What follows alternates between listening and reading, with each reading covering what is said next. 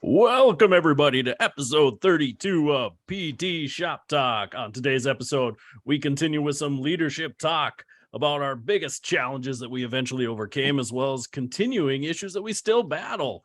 And we talk about our tenets, guidance, books that we still lean on as leaders.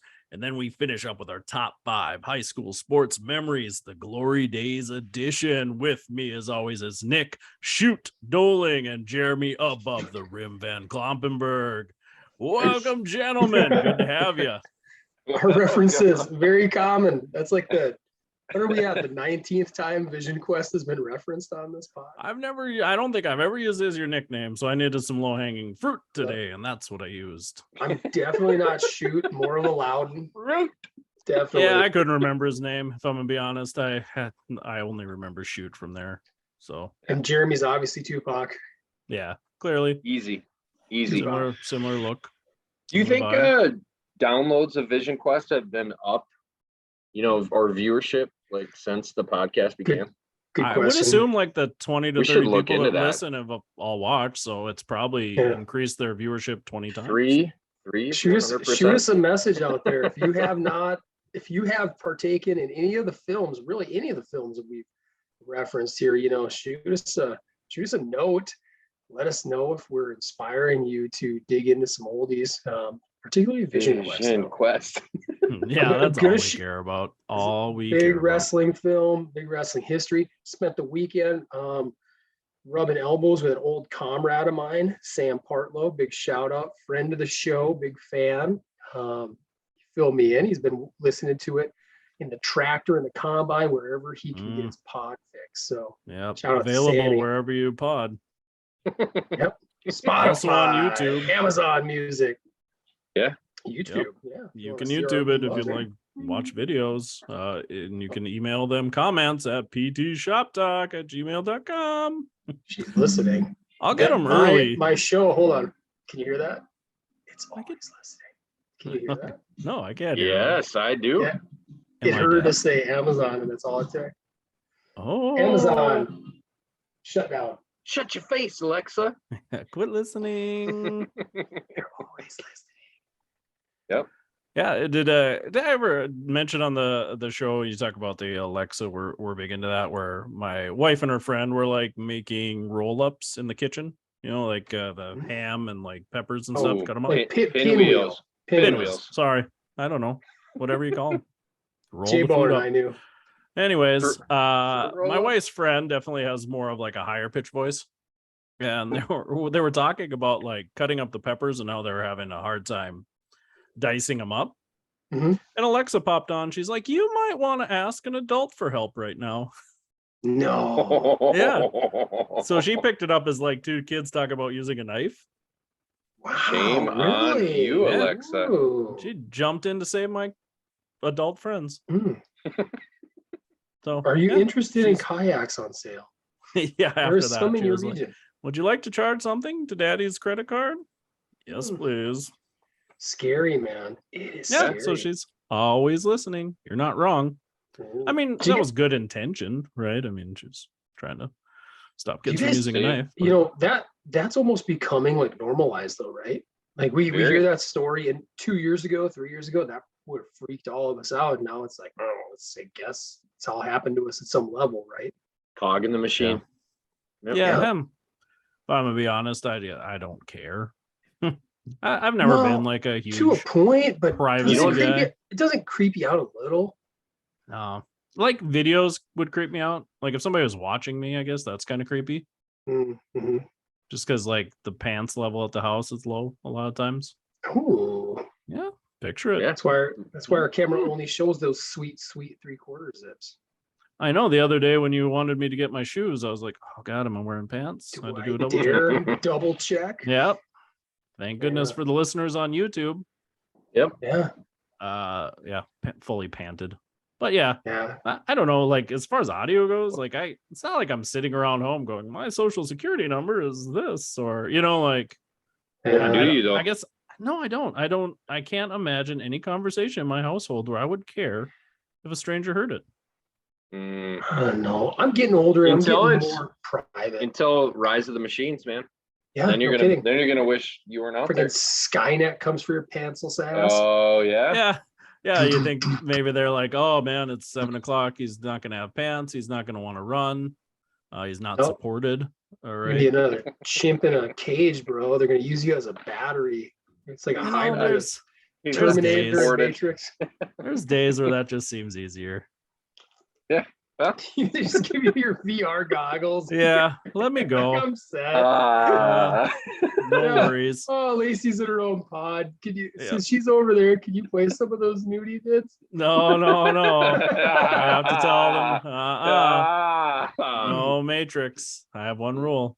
If you were gonna be this is like hypothetical. if Why we are were gonna be you like always characters trying to the get me in Matrix, trouble? If we were gonna be characters in the Matrix, you're like totally the Joey Pantoliano character who's like, yeah, just put me back in.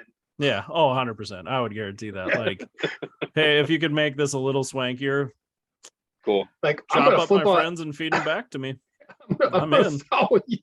I'm gonna flip on Neo so fast. Oh yeah, I couldn't wait.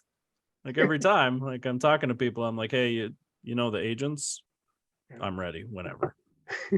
They're like, you're not even trying. Like how? Like they're watching you right now. I'm like, they know. I don't care. I don't know. I'm not built to be a battery. Yeah. Just get too flaccid. Too mushy Okay. All right. everywhere. Yeah, I got a lot to give. I could battery for a long time, I think. Live off Right. my storages. Yeah. Yeah. How about you, Jeremy? Who would you be in the Matrix? Who would you? Don't want to be a battery. How do you guys know we're not in the Matrix? That's what I mean. I There's got a a chance hunch. I'm a battery right now. Yeah. There's a good And chance it's- we're all batteries. It's all right. Like I always wonder though, like, man, if I found out this wasn't real, I'd be like, oh, man, like we could have had dragons and unicorns and crap, and this is just like what you put me in. And I get Yeah, it. Like it had to make yeah. it real. I'd probably be Morpheus. Yeah, nice. I Yeah, kind of that'd be picture cool. you as like a dozer guy. Just out there Ooh, helping. all right. Yeah. Just a kind heart, you know, cleaning the ship, Dozer. What mopping was up for Dozer's people. brother? There's two. They were the Tank. brothers, right? Tank. Tank and Dozer. Yeah, Tank. Yeah. Which one dies in the first one? Oh, don't they both? All of them? I think No, one of Tank. them lives, right? See, all of them? Does Tank die? Anyways, I gotta Jeremy, go I back. picture you I the gotta one go that back. dies. Thanks. Yeah, you're a big target. it was about a year ago. I watched is there 3 or 4 of them now? There's 4 now. Four with the new one. I haven't got all the way through the new one, but I went back and watched the first one. What a good movie. Totally. You know, like really good. It's good Yeah. flick. so good. And even like I was like pleasantly surprised at how the special effects held up. Definitely. Yeah. You know? Yeah. That was I agree. pretty mind-blowing. The And new now we're one in is- the Matrix. The new one is very okay-ish. Imagine your special effects. Cash grab. Mm-hmm. Cash grab. I But get yet they incorporate all this fourth wall breaking to like wink at you and be like, see, it's not just a cash grab because we realize it's a cash grab. It's totally fine. Like he's Yeah. working. Self-aware. Like, he's programmed to work on a game called The Matrix, and they've done a trilogy, and he doesn't want to do a fourth one, but they're going to bring him back. They need to do a fourth one. I mean, it's like a movie within a movie. That's so damn clever. Yeah. I guess I'm not a hater on all the reboots either. I should be. I seem like I'd be the kind of guy. You And got I'm me all- thinking. and they all suck. Like I will say that if you would talk about a hater, but I'm still Has there been a willing. good one? That's a good question. Just not a top 5 question, because you're giving me a good top 5 idea. Like top 5 reboots or top 5 worst reboots, top 5 movies that should never be rebooted. Just leave them the F alone. Hmm. Um, Yeah, there's a lot of them, you know, and I guess there a when you good one? say true reboots versus like the Matrix situation where you have like a soft reboot. continuation / reboot, I guess. We talked about it. I like the new Ghostbusters Afterlife. I thought that was pretty solid. But that's haven't more of seen a that yet. sequel. That's like Yeah, really a right. sequel. It depends on how you want to look at it, right? Yeah. You're rebooting with all new folks, See, but I think the terminology reboot came about when you're like you have the original characters, but you're recasting with new actors. yeah, And trying to restart the story. in those Like cases, Spider-Man. Spider-Man's been rebooted. 43 Batman, right? Batman. That's Yeah. probably But that's different too, because it's like if you went back, I guess you could say like Batman versus The Dark Knight Returns, right? Batman versus Joker. Compare those two. Definitely the Dark Knight Returns way better. But those superhero movies are kind of weird because it is a reboot, but at the same time, there's just so much story and history there that it's not really like, I don't know. Yeah, I guess those. Can we agree that like maybe if we're gonna say, I'll go out there. This is short thinking. I haven't put a lot of thought into it, but as we're breaking it down right now, Batman Begins would have to be, like, in my opinion, probably the best reboot. Oh yeah, Christopher Nolan's. Yeah. Yep. And then where it led to, right? That whole trilogy was. Yeah, definitely one that sits in my mind, right? When you first say, which probably would lead you to believe it's one of the best, if not best. But yeah, as far as like a reboot. Yeah, and then maybe the new Spider-Mans after that, the Tom Holland Spider-Man. That's tough because they're good, but I think they're good more compared to Andrew Garfield than they were to Tobey. Like if I compare them to the Tobey Maguire ones, I'm like, they're on par. Mm-hmm. There was a charm to those first three. Well, the first two. Definitely a way better. Like I would say, if you look at it all together, Tom Holland ones are all good. He hasn't had a stinker yet. Yeah. But Jeremy, any ideas, any hot takes on that? No, I'm with that. And obviously, like, that's tough too, though, because like the special effects in the old Spider-Man, men, Spider-Man movies. Yeah, they're just not there, right? Like that to me is like you go back and watch them, you're like, this seems older than what it is. I don't know. I Spider-Man 2 in some ways, I think, like with Doc Ock. I mean, I think that's amazing. I think it still holds. And that's the one with the train scene too, right? The second one. Yeah. That's a cool scene. I still almost put that like top 5 all time like comic book films. Yeah. I really do. No, that one's a solid one. I would agree. Yeah, I do. I'd agree with Nick top on that. All right. I was a sucker, but I'm with Casey. I like even the third Toby wasn't as bad as I think people. I mean, at the time it felt like it sucked because I think the second one was so good. Yeah. And at that time, the second one was probably the best superhero movie. Some people were saying that. I think Roger Ebert was, and some other folks, but then the third one came and they just crammed too much stuff. Yeah. And I would say, I mean, we've talked about some of those other ones too, like The Fly, that being a reboot, kind of, that was. Well, that, yeah. Or a remake. The Thing was a reboot too, right? A remake. The Thing was a prequel. It tells the whole story of like the Norwegian camp prior to the events in the 82 movie. But wasn't the 82 movie the second one?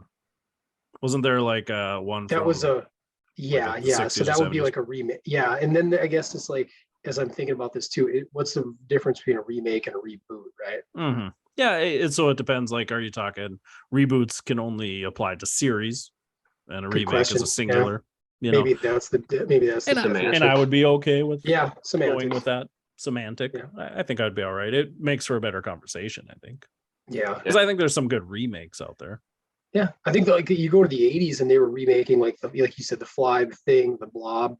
Those are all much better, much stronger films in the 80s than they were originally. Yeah, which is funny because we're remaking everything now, 30, 40 years later, and people are crapping on the practice. Yeah, and you look back at all those movies you loved in the 80s, and you're like, those are great. And they're like, well, those are actually remakes of like movies from the 50s and 60s that sucked. Yeah. So it's the cycle. It just comes around, comes back around again. Just maybe we're wrong. Maybe somebody wants to correct us too. Maybe somebody's got one. But if they say Point Break, I'm going to find you and probably stab you in the throat. Yeah. So if you're going to comment that, don't use Facebook because that's much easier for Nick to track you. Yes. But you could like and subscribe our Facebook page if you'd like. PT Shop Talk. Getting more ads in lately. I do have one shout out before we get going into our main topic too. I got a shout out to my wife, Lacey. It's her birthday today, and she is happy birthday. Happy birthday, Lacey. Graciously allowed me to do this with you guys today. So kudos to her. Killer. Yeah, she's a sacrificer for sure. So she deserves it all, and I give her what I can. That's awesome. Zero VR porn. Yes. Zero VR porn. Zero. That's a I commitment back him made. up. I have never seen Casey use VR porn. Yeah, I don't keep that on Never. the old Steve network. You guys will never know. Yeah. Man, we talking about VR before we move on too. Yeah, got to play a little bit more this weekend, and I was back home with some of my buddies, just kind of hanging out. And I have one friend that's like I would call him a huge scaredy cat. Like, he doesn't watch scary movies, he doesn't read scary books, he gets scared at everything we do, doesn't like heights, doesn't like anything like that. God, he seems like a good guy. Yeah, Jeremy. I feel like we really get along well. His name is Gary. Yeah, it's Gary Klompen Van der Bergen. It's some sort of amalgam of your name, but yeah, so a lot of the VR stuff, they have these like little 15-20 minute games that are just, you play them through and they're just meant to scare you. You can win and lose them, but there's not a whole lot of game there. It's more of the experience. So we were like, dude, you got to do it, right? Because with the VR, you can cast it onto your phone or your laptop, so we could watch him play. And it was just so funny because he put those things on and he's like, I hate this already, because you can't see anything. And God, he goes through the comical.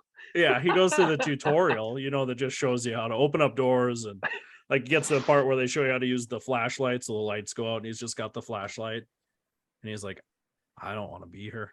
I don't think I can do it. And we're like, we're right here, man. Just keep going.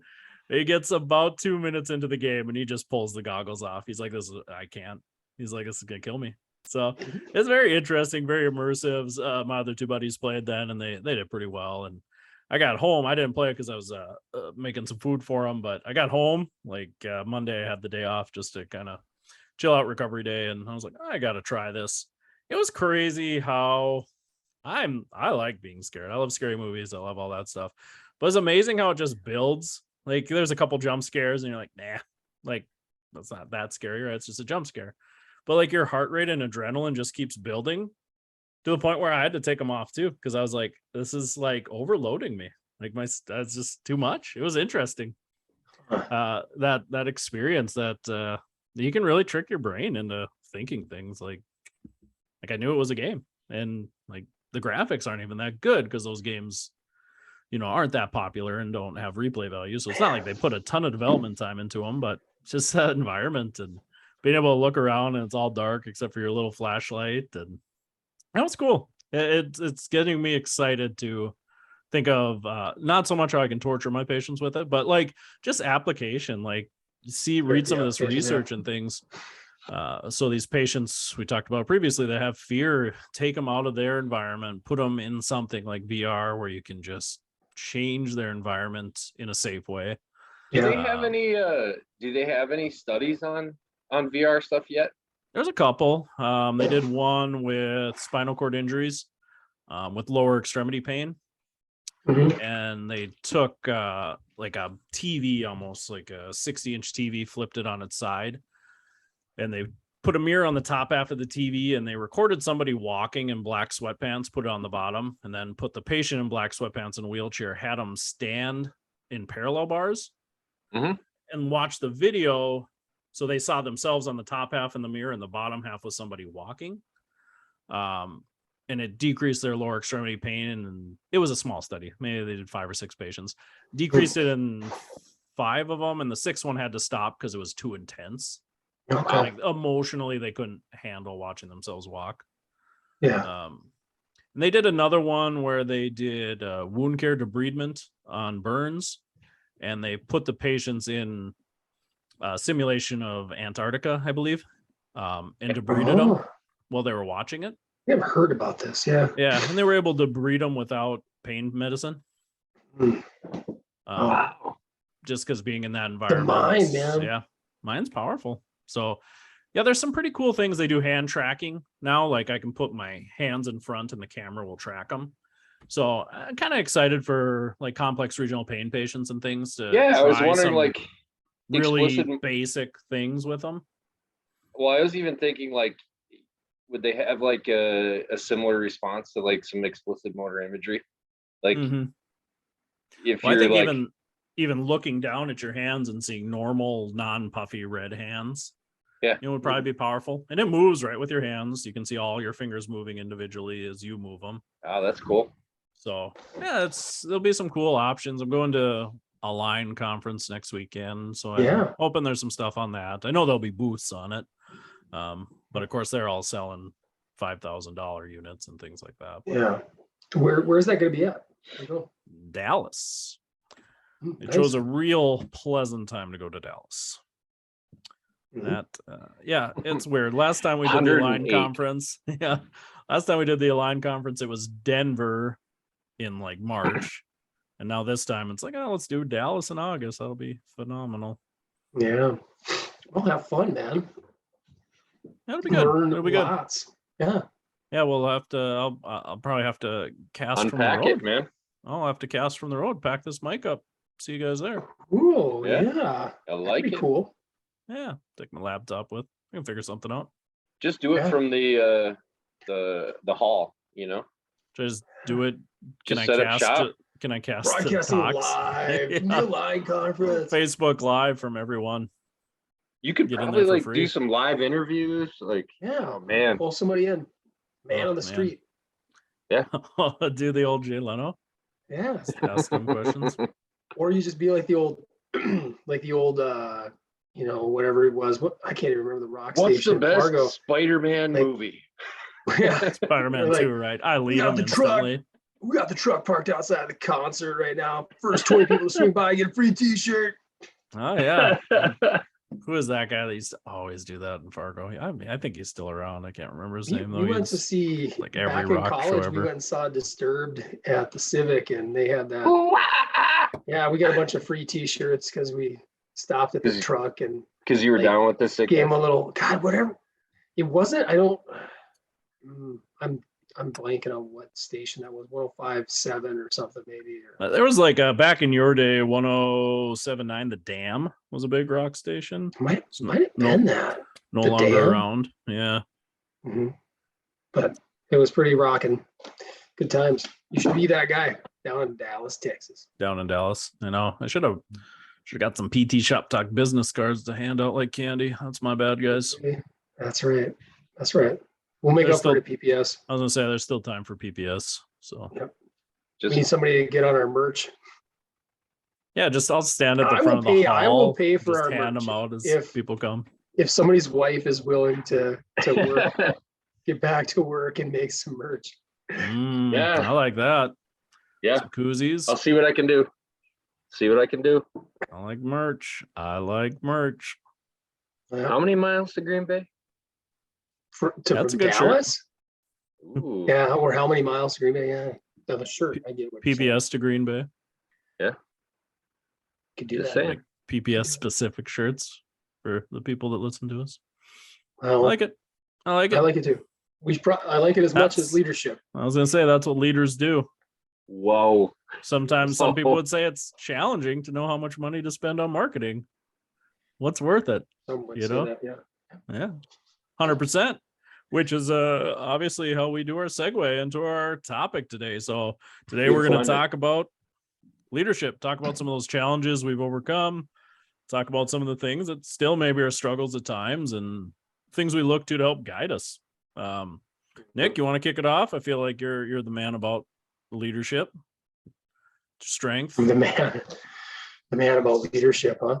Yeah. Um, Unless you want Yeah. me to start, and then you can actually have like good, strong examples.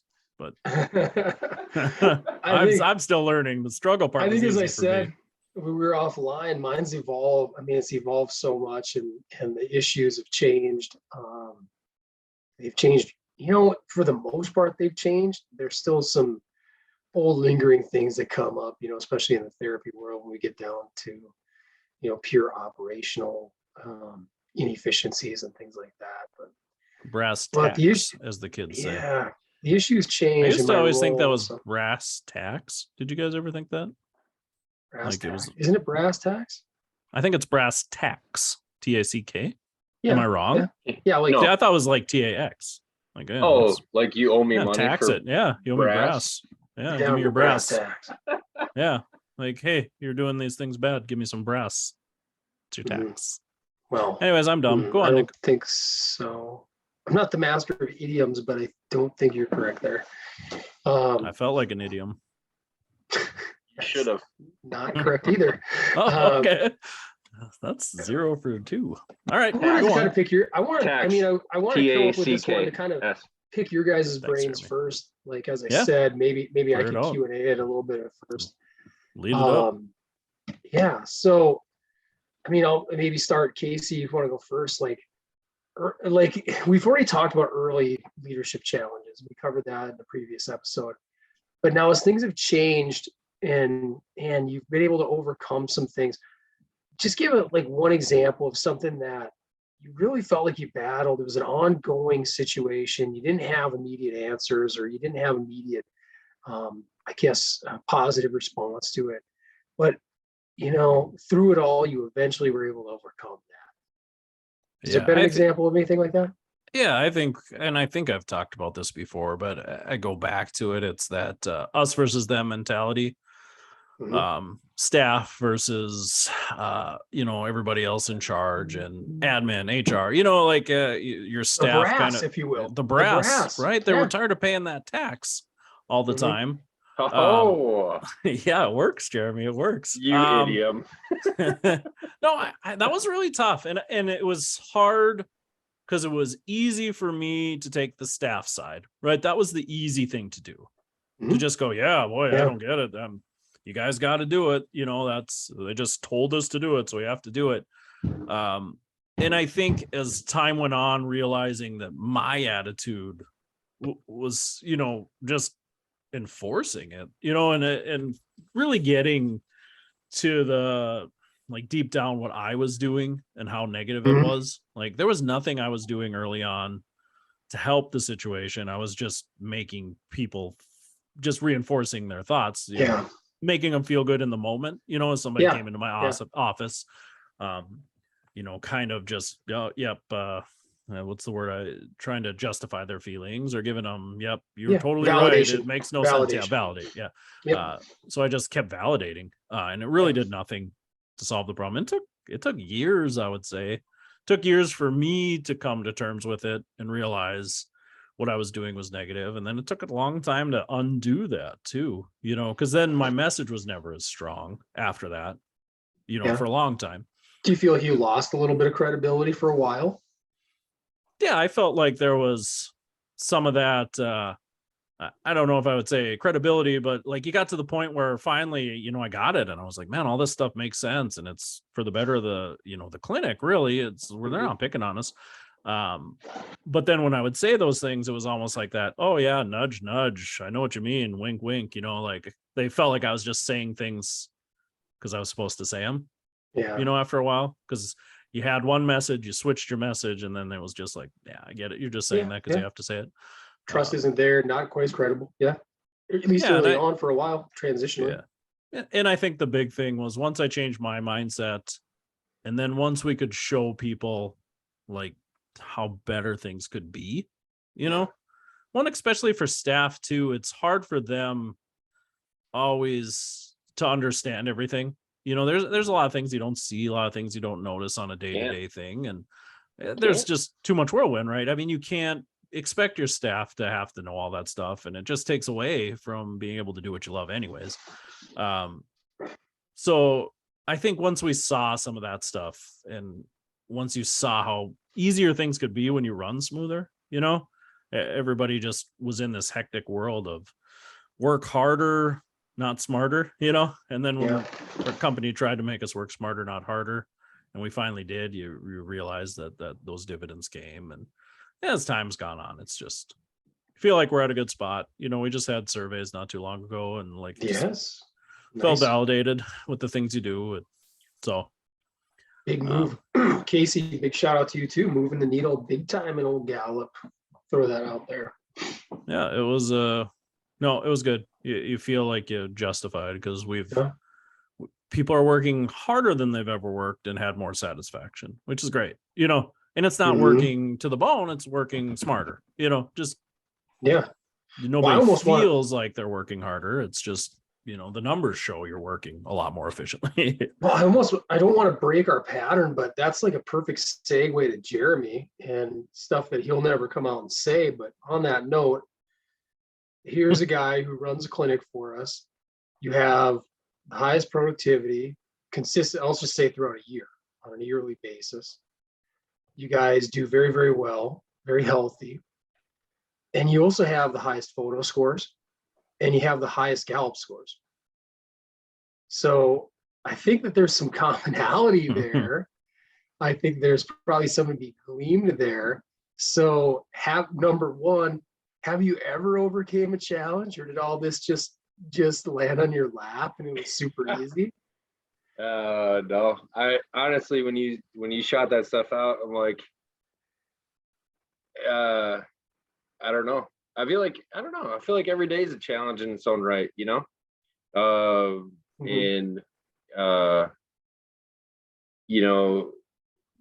probably this maybe pivots too much. I don't know. When we talk about, like, what are still challenges, right? Like every day is a challenge, right? And probably like a big piece that I've always like continued to fight is like fear. I've told you that, Nick, plenty of times. Yeah, fear is maybe even mother trucker. I've even like mentioned it on here too, I believe. But it's just like, yeah, it's cool. Like last month was great, right? And you get but by the time you get last month, and you're halfway through the next one. Yeah. And you go, man, how do we replicate that? How do we keep that going? So it's been a season of trying to be steady without trying to burn people out, and grind on them. Casey, you mentioned the kind of the ideas of like work harder, not smarter, and it's like after 4.5 years, you go like, man, if I can keep a lot of these KPIs like in order, like I shouldn't have to worry as much, even if we have a dip in volume, even if we have a dip in reds, even if we have a referral source that is a little shakier, it brings a lot of stability to your practice. And so yeah, that's probably my biggest challenge right now, is like, how do I stay a steady hand, not get too down myself, stay positive with our staff, make sure that like they are recognized for the hard work that they do, for the good work that they do. Yeah. And keeping it in an environment that's fun to come to. Yeah. And listening to people, right? Yeah. I think it's huge.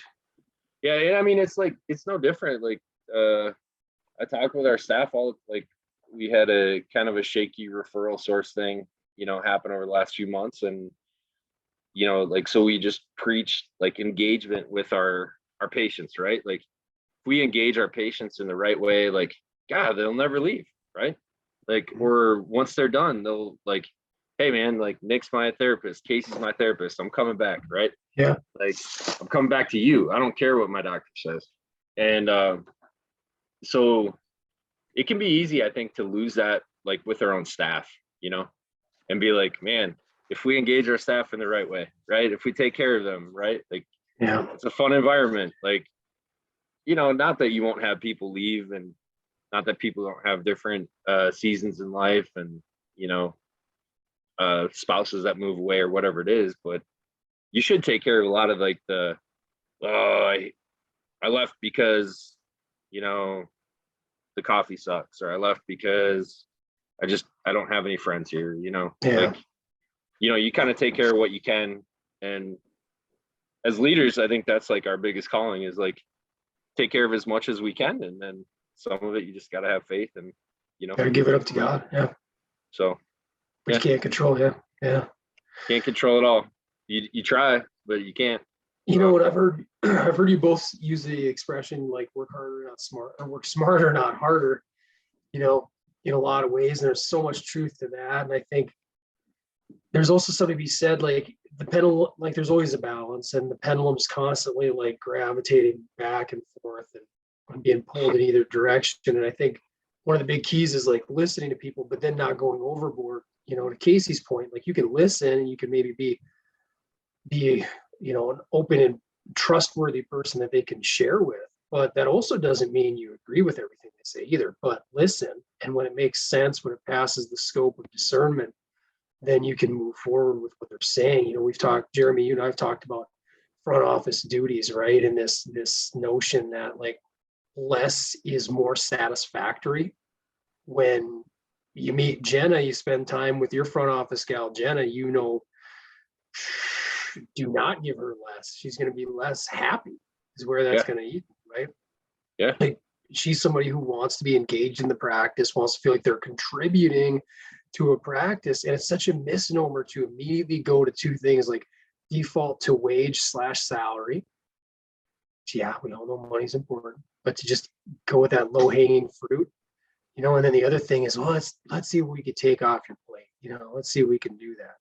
Again, if it's within reason, because we got to do that with our therapists too, as we continually pile expectations on within a treatment session, within an evaluation, everything you need to be able to do, all the boxes you need to check. I think we need to be mindful of that too. I think that's an issue we'll continually battle, but what's reality and what's a problem we can solve? You got to be able to figure those two things out. Yeah, that's real. So man, what's something you're still battling right now, Casey? Anything right now? Yeah, I think it's that for me too, and maybe this gets easier as time and you get to know trends and things like that, but it's just that budget, monthly, understanding where you're at, and not getting too high, not getting too low, because there's so many factors. Sometimes you feel like you just killed it, and maybe you get your monthly numbers and they're not what you would have thought. And it's frustrating because you're like, oh man, we did everything right, and that's like not where we should be. And then like, don't panic, like Jeremy said, if you hit your numbers, you got to have faith you're doing all the right things. Like eventually it does kind of iron itself out. We see it time and time again. You have a bad month and did everything right, then you might have a really great month. And so I think some of it, and that just leads to the other challenge of when people come with salary expectations, and how do you manage that? How do you address it, listen to it without you just don't want to give in to everything either. Because there's a bottom line. But you also can't sit down with every staff member and go through every line item and say why it doesn't make sense. We can't continually make adjustments. It is a dangerous, slippery slope. We just never know where it's going to be, and we're pretty locked in once we budget, as far as insurance contracts and things like that. It's we just don't live in a business where staff want more. We just raise our costs. We can't do that. It's far too regulated. When's the last right? Like, when's the last time you were like Blue Cross Blue Shield said, "Oh, we want to pay you more." Yeah, right. They called me today and said, "Great news." Great news. Or you'll have like, they'll say like, "No, good news, we'll pay you more, but now there's cap." Right? Like it's just like all those looming things. Like, and again, like there's that piece that I think it just takes that faith moving forward. Like, hey, if we do the right things, like we can still do this stuff. But then like how do you just kind of softly educate your staff too, and just like again, I like, we had stand up today, and I didn't mention it, but I sent out like another advocacy, like Hillary sent out that email, like, hey, looming cuts. Then I sent out another email to our staff, hey guys, check out this email, like this is really important to us. And like it's interesting too, because then you go like, I'm curious how many, I'm like very curious how many of my staff saw that and sent something, right? Yeah. And you go like, But again, it's that idea, like nobody's going to be like, hey, I want to take a 10%, shave on my salary because now there's a PTA differential, or Yeah. That's good. yeah, I think we got to You know? bring that why to them. Correct. Also with some past precedent. I mean, I'm not saying it wasn't just Big Stone Therapies, but there was such a big push last year. Yeah. And it did help. I mean, when we were facing a 9% cut, it brought it to about, what was it, 3.2 was the final 3-2, I think. Yeah. like agreement. So, I mean, it matters as long as you're pushing it and people believe in it, believe that it's going to make a difference and trust the process. Yep. We just need everybody doing that. And then that takes leadership too. It takes people who can share the idea in an effective way. I think that's the biggest key right there. It needs to be effective. Yep. Agreed. Yeah. All right.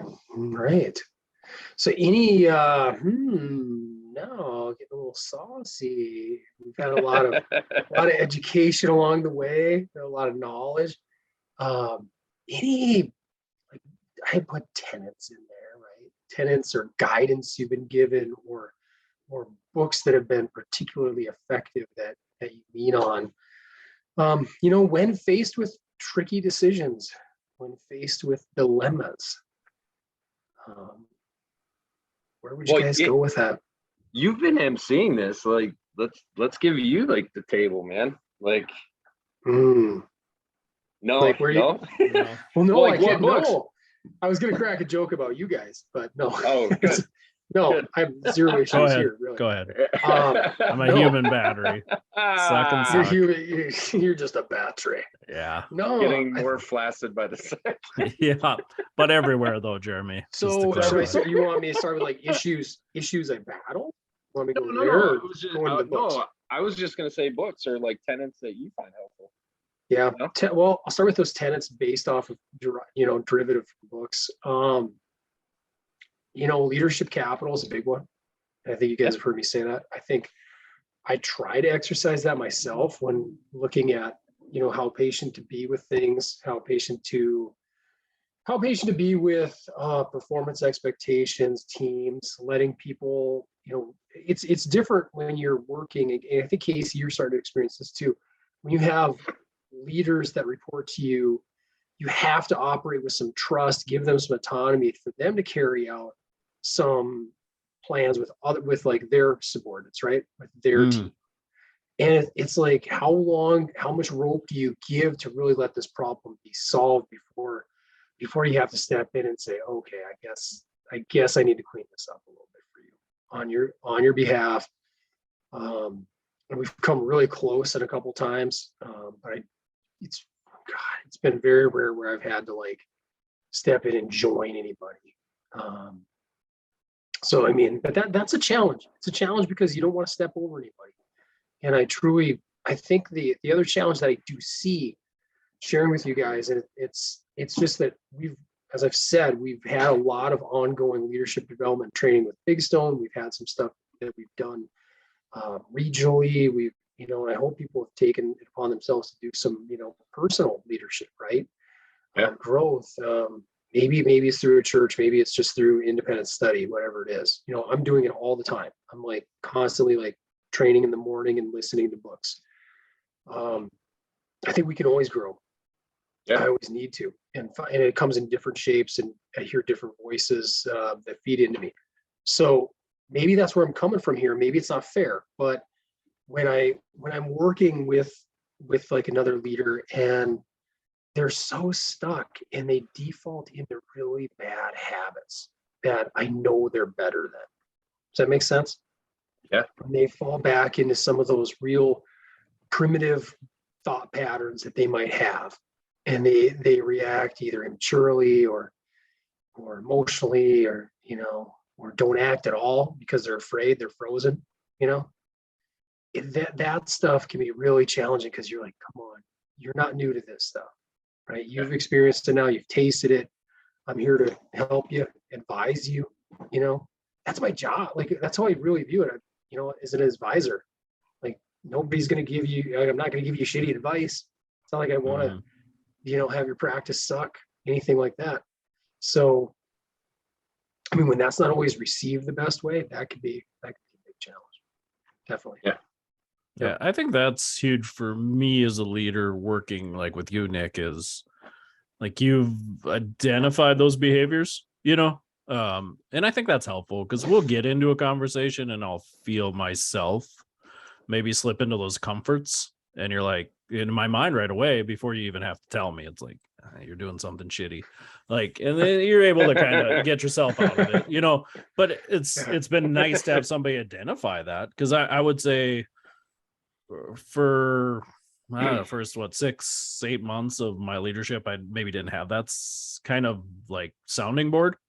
Had a lot of people with the similar thought process, so just could never identify it, right? And like it's so powerful when you talk about tenants and books and things. Like they go to such a long way to point those things out, because you can read these books and be like, holy crap, I'm a Diane, like right, and once you recognize those things, I think it's a lot easier to break out of them. But I do imagine there's probably people that read those books and like, man, Diane sucks, and there's such a Diane, like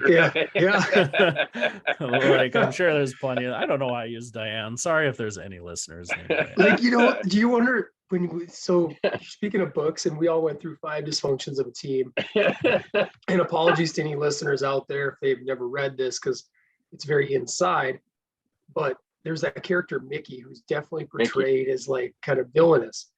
And you wonder though, with the way that Lencioni does such a great job of articulating some of these points, it's like you can tell he's probably interacted with a lot of these people before. And you wonder if there's a subset population, even of leaders, who are like, yeah, I feel like she has the balls to just say that, right? Yeah, and they read it and they're like, yeah, that's a strong trait. Yeah, I totally resonate towards that. There probably is, I'm not saying that there's a lot, but there probably is somebody who there's something, maybe I could see where there's a passion towards like this approach of like brutal honesty, but it's also incredibly emotionally unintelligent. Like, correct. Especially when you're delivering it brashly constantly, or you're abrasive, dismissive. There's a balance there, 100%. Like you can be honest without being a douche. I heard honesty without tact is cruelty. Brass tact. Cruel. Brass tact. Sometimes you got to be cruel to be kind. Ooh.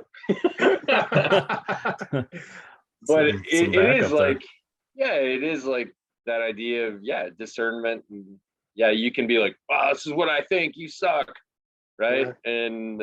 But again, like, where does that get you? But you're so right, Casey, in terms of like, self-reflection, and like, again, being able to identify that, like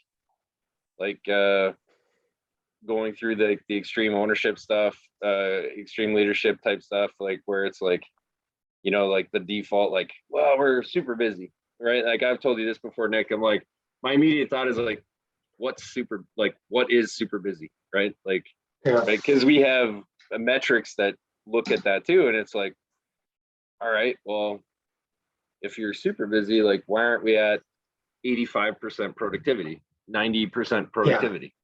Right? Like, it's like and I had this talk with a patient today too. I'm like, God, we just tell ourselves stories, right? Like, it's part of the human nature, right?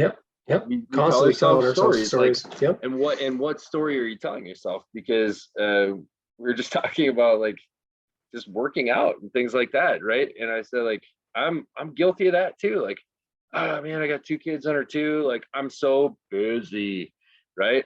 And then I said, it's like I told my patient, I'm like, I can tell I'm getting older because I hear my dad in my like ear being like, you make time for what you prioritize, and it's like, I was able to watch Hard Knocks last night for an hour, and like, but I don't have time to read this book, or I don't, it's just like you like you kind of are able to like step out of the emotion of it and objectively look at it and then be like, all right, like, am I really that busy, or am I just making a choice not to do this? Right. Like, man, you're hitting on something that's been like, and you guys know me well enough, and hyperbole, I'm going to use the expression hyperbole, the term hyperbole. Yeah. That has been a pain in my ass. It's like all of 2022. I feel like, whether it's the word busy, you guys heard me say like that's a nail on the chalkboard word for me lately, because it's so subjective. Everything you're saying, Jeremy, it's completely subjective. Yeah. And I think people can purport to be busy. They can make themselves busier in their minds than they believe. But you're 100% right. Sometimes the more you've effectively allocated your own time to things that matter, you're fine, dude. You're cool. You don't feel busy. You feel lifted up. Yeah. And this notion, if you tell me that I had to manage and then I was treating some patients and I'm drained, right? Well, then I'm sorry. I'm going to be honest. You are probably in the wrong profession if that drains you, right? Yeah. Like you need to be focused in a way that lifts you up. I'm not saying it's not going to be challenging, but then you should feel rewarded for that because you overcame it at some level, right? Yeah. This sense that hyperbole is like such a dangerous thing, especially in leadership, because we hear it from like staff members. You hear it from the people you hire. But if you fall to that, you succumb to it, and the less you think objectively, the more dangerous that is. Yeah. It's you make things bigger in your mind than they truly need to be. And newsflash, you can be objective and still have some fun in life. Yeah. Oh yeah. Like I think that some people get their jollies off of always having their hair on fire. Yeah. Right? Like always having like I've said this before with patients, but I've seen it with non-patients, with other people I work with. They always I always got a problem. My problem's always the biggest problem. Oh my God. I got so much on my plate. But we talk about like we're easy to like poo-poo that stuff with patients, right? Like, oh, this is hi, I'm Jeremy and I have fibromyalgia, and we go, oh man, like I can't believe that they associate themselves with their diagnosis, right? Like that's their identity, right? Yep. Or I'm Jeremy and I've been in pain for 25 years and I can't do anything because I'm in pain, right? Like, and we try to rewire that thought process for our patients, but in a lot of ways it's like, holy smokes, like we can do the same things too, where it's like, I'm Jeremy and I'm so busy, right? It's because it's self-important. It is. All of a sudden. And it's like it's my shit now. It's a bigger deal. Yeah. But it's it totally is different story now. But when you step back, like again, when you step back away from it for a little bit, you're like, whoa, I'm doing the same thing. Right. Like it's easy to fall into that. Right. So wow, how's work? It's busy, right? Like again, it's just like a easy thing to fall into, but I don't know. That is do you guys have like ways to get people out of that? We talked about it with patients a little bit, but like, what do you do with the employee that's busy? Right. Because I've had objective reason. That's what I just said. I've had other leaders ask, like, so-and-so is busier than so-and-so, right? And like, can you make a list of everything they do? And I'm like, I don't know if that's like that effective, right? I mean, what's a checkpoint list necessarily? Here's an example so you got somebody in your practice, veteran, former leader. Is there anybody more productive than he? No. Is he happier now? Can you go higher than 118%? Yeah. Is he happier now than he was? Is he happier now than he was before? I would think so. Yeah. I mean, okay. Yeah, just is he not requested or offered to do more? Yeah, right. Correct. Right. Yeah. It's where you focus. It comes down to what you focus on, Mhm. where you choose to place your focus. If it's, and this is anybody in the world, I truly believe that. Like if you focus on the negative, guess what? Life's gonna be pretty fucking negative. It's gonna be pretty shitty. And that's what you're gonna live with. If you focus, and I've used this, I think I've talked to you guys about this, like the management time dichotomy. Like if you give you got to give yourself a little, you got to carve out something intentional. Yeah. But if you carve out too much, all you do is find more problems. You sit back and you're like, oh my God, I'm just going to wind myself up. And I got this to work on, that to work on. It's like, just get your ass out there and get your hands on a patient and check out for a second. Like, what's it? Parkinson's law? Like, like a project expands to the time allotted for it. Yeah, that's federal government, right? Probably government work. Yeah, but it's like, yeah, you're right. You're totally right. And it's easy to get in that trap too. I'm guilty of that. Yeah, it's a challenge. I just find that mindset interesting to deal with, because usually what that mindset leads to is pay, right? I'm so busy, I'm doing so much more. Lately for you, but I think this might just be a glimpse in time, maybe too. And that's why I said, as you get along, maybe it gets easier and you see those things. But that just seems to be, at least lately, the experience I get is like, well, I'm so busy, a salary bump would really help. And in my mind, I'm like, well, like the pay doesn't make you less busy. Like if you're stressed and you got issues with work and you think salary is going to be the solution, then you're in trouble. I can say, I'm going to say this honestly. Yeah. There's aside from that one guy, there is no other clinician in our region that is like nearly tapped out. Especially over time. Now they might have a rocking week here and there, but nobody is like across the board. We're dude, every single week, 10, 12, 15 hours of downtime. Mm-hmm. I mean, yeah, I think that's always. Let me go 8 to 12. Let me just go 8 to 12 more recently, because we have had a nicer trend since May.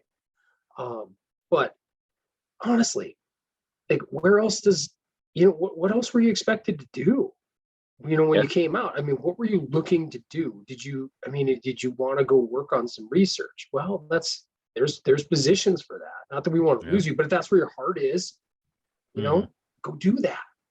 But the best people I've ever been around are like, hey, just let me treat some patients and I'll be happy. And they have the best outcomes. They're usually the ones that are truly dedicated to their craft, and they're not really burnt out. I'm more leery of the ones that are like, they got some nebulous idea of what type of downtime activities, are going to fill them back up. It's like, really? Do you really think so? Yeah, and I don't know. Yeah, I don't know. It's just it's a tough thing too, because it's like, I think Casey, I think you mentioned this a few weeks back, like when you're talking about just starting out, and you're just like, man, I tell patients, and I'm not saying anybody has just started out or whatever, I have no clue what the situation is, but where you're like, like kind of like, hey, I'm investing this for the future, like I did some extra stuff in downtime that I didn't get paid for. I did some extra stuff off the clock that I didn't get paid for, and I'm using to invest that in the future, but I think that's becoming like less and less of a thing too. People are like, I don't want to do that. Yeah. I don't want to do that. Well, you're being told to, and you can understand it too. Get paid what you're worth. You're hearing that a lot. Yep. And I'm not saying it's completely like all that's, none of it's, I'm not saying none of it's justified. It's a dichotomy. There's a balance. Or a sliding scale, whatever you'd say. Yeah. Yeah, there's a season for it, and you gotta be prepared to roll with it, But again, my point is like, I don't know how many different times and ways to say this, but just don't make it bigger in your mind than it needs to be. Yeah. Yep. And as a leader, like you said, like that could be easier said than done. Yeah, like that's like something I've told you that over and over, Nick. Like something I have to preach to myself, where it's just like, man, am I just making a mountain out of a molehill because I don't necessarily have anything to think about, and then I have time, and then I think about, oh, this could be bad, man. Right? This could be bad. It could be. And we've talked about examples, right? We've talked about, hey, I'll throw one at you.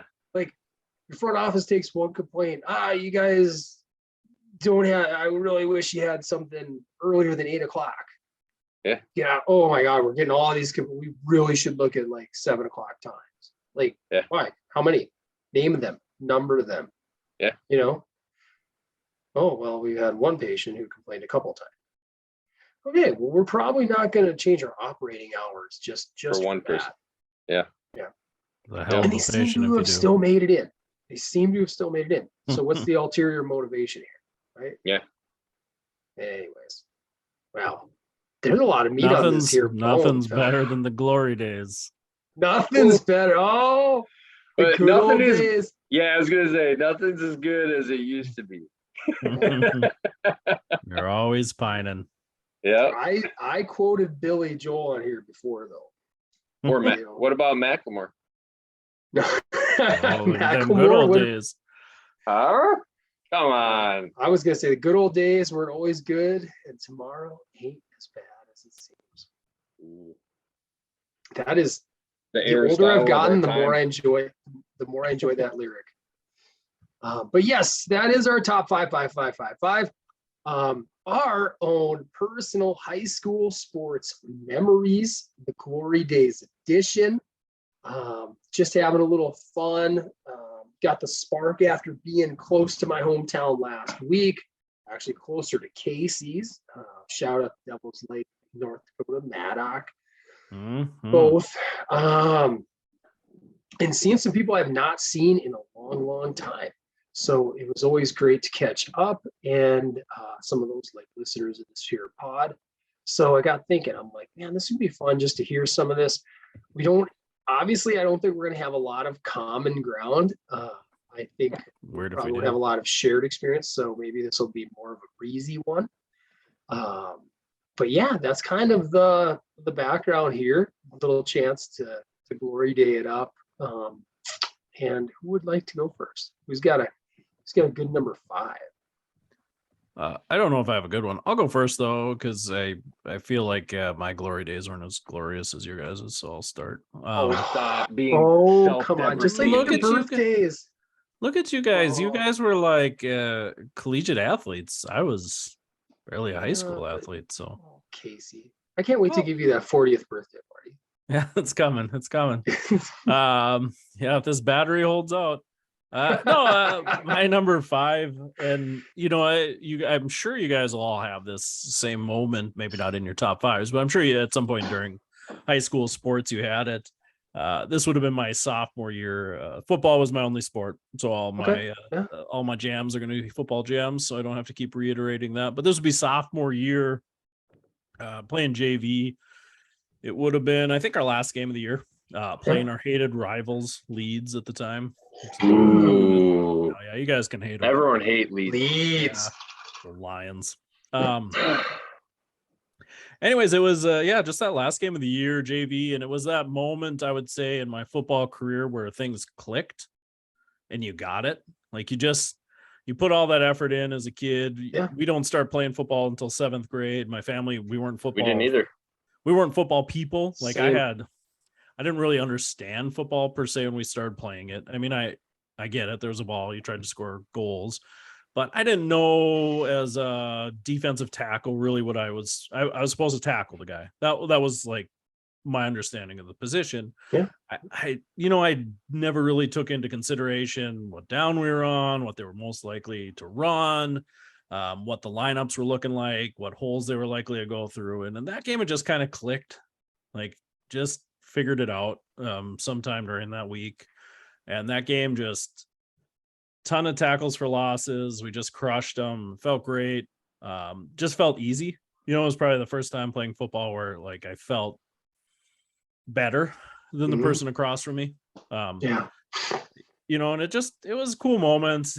Coach mentioned after the game how like I really, had an awesome game. And he said, next year, you'll probably be starting, play like that. That's like place right, at the that's a good table. feeling, right? Like, Yeah, baby. Oh, we love it. yeah. Woo! Yeah, it was so it Latimer. was just a cool moment to just get it. Yeah. You put, I mean, this is Did you go 4 straight years to the in. It took weight me room? 4 years to figure it out, Oh yeah, personal record. I said, you're gonna want to throw a 5-er on with those 45s today. Nice. Yeah, so that was cool. Just that moment where you just got it. I don't know. That's I'm cool, sure man. you guys have a moment like that. Maybe it's in your top 5s. Starting Yeah. defense, place at the table. Yeah, woo! Yeah, I put my head through 2 cars, car windshields. Great stuff. No, I like that stuff. It's fun. It's inspiring too at some level, because I think you always overcome self-doubt at some level. I mean, whether it was 2nd grade, 7th grade, 10th, whatever, I think it's great, Case. Well, I could keep it in North Dakota and go next, and then Jeremy takes the big state of mini as we go through. Mine was also, my number 5 is a football memory as well. Junior year, we were playing Thompson, who we never played, the Thompson Tommies. Never played them before. It's the playoffs. We are hosting at home in the quarterfinals. We're the number 2 ranked team in the state, and we lose.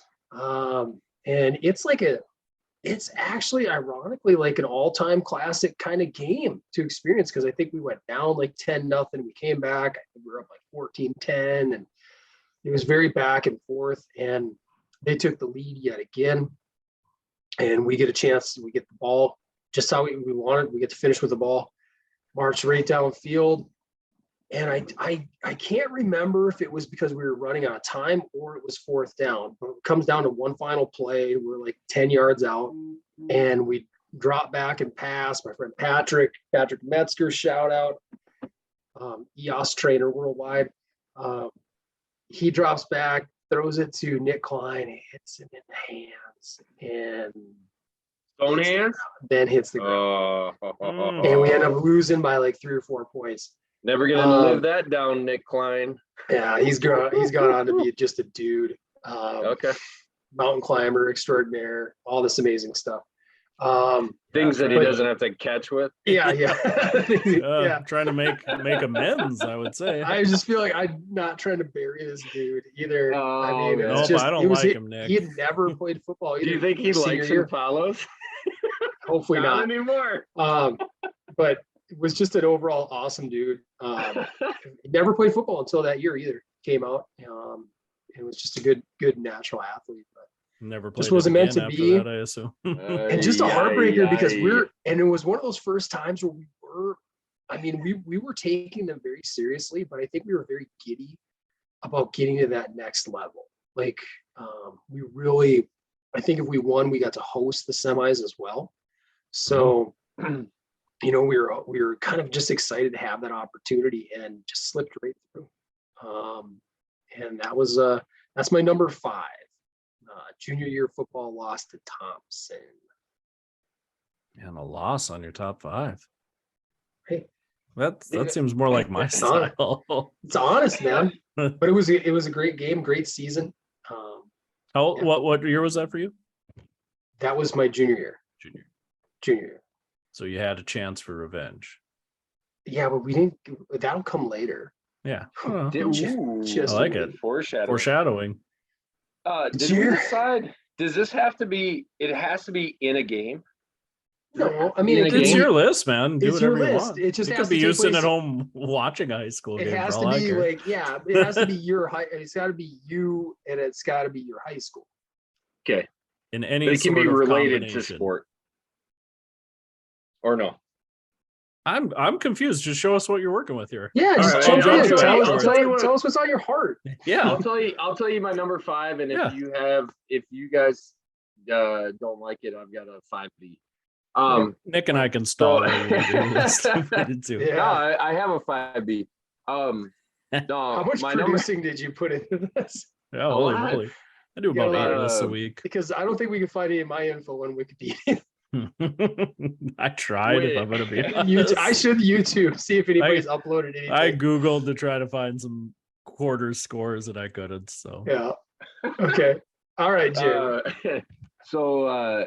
This was my senior year. I had just signed my in the fall of my senior year before basketball season. I'd signed my letter of intent to go play basketball at SSU at the time, later to be known as SMSU. Go ponies. Go ponies.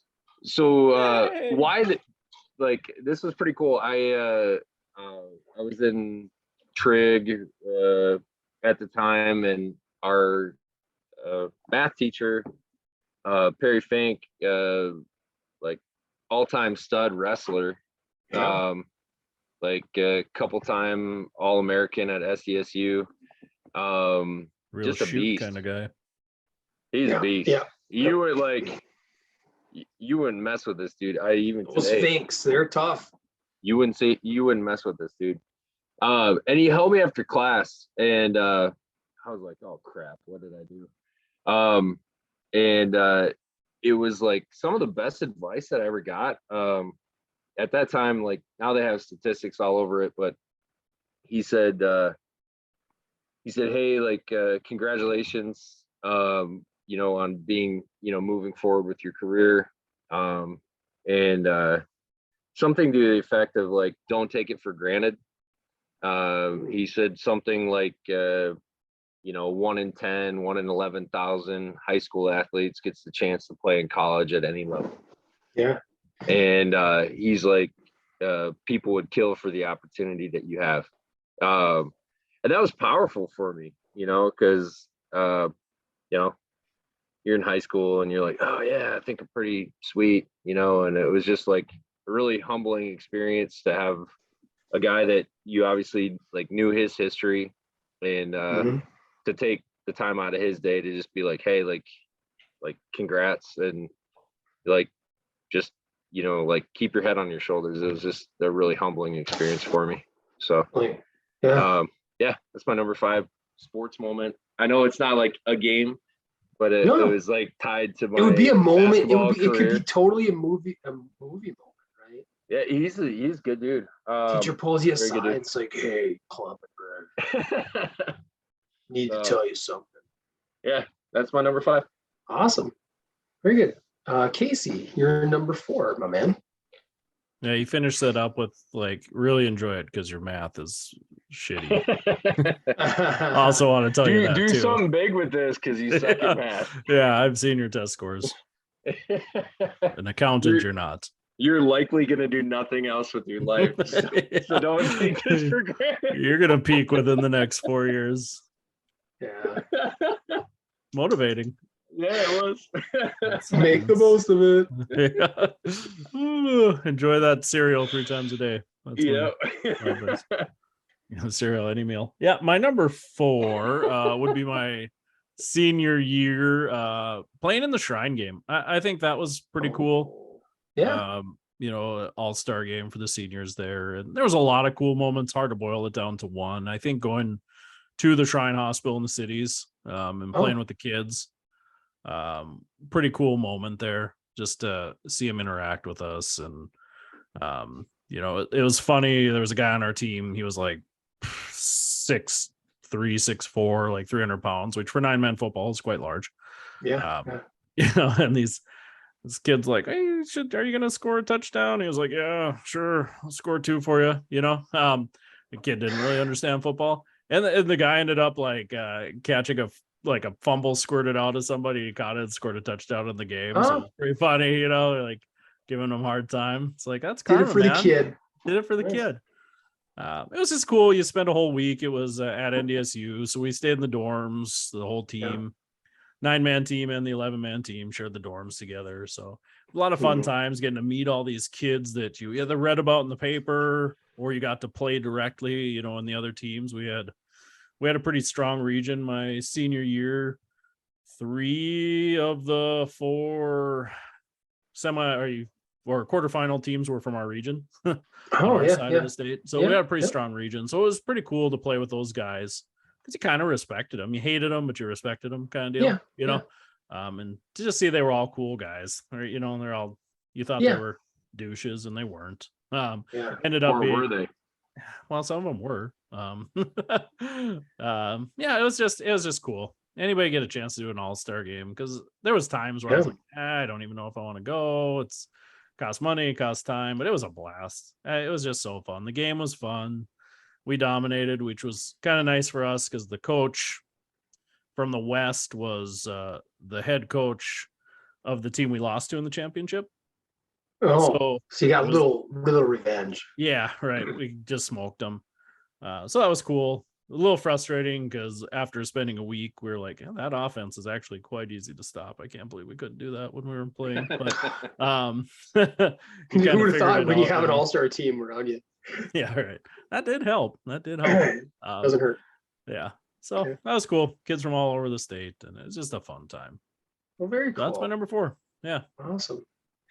My number 4 was my junior year again. So it was a fun kind of transition year for me, where I really found my footing. I guess I'd say a lot of my confidence. We had normally every year, our region in wrestling is region 2 in North. It still is to this day. And that's like the Northeast region. And it's, you know, basically Carrington is about as far, or Harvey, Carrington is about as far west as you're going to go. You go Central Cass, you got those guys, you got Mayport. You also had Cavalier back in the day. So it's pretty broad. That's a big region. Yeah.